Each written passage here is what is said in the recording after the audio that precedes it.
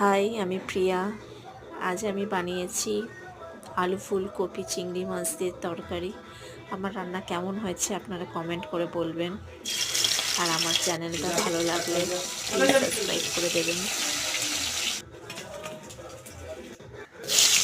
তেলের মধ্যে আলু ফুলকপি দিয়ে ভেজে উঠিয়ে নিতে হবে। ওঠানোর পর মশলা করতে হবে।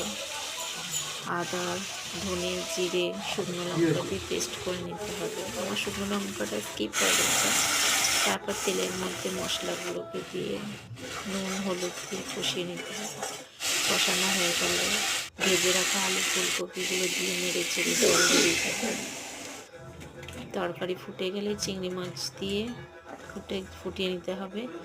তারপর নামিয়ে ধনেপাতা দিয়ে সার্ভ করতে হবে।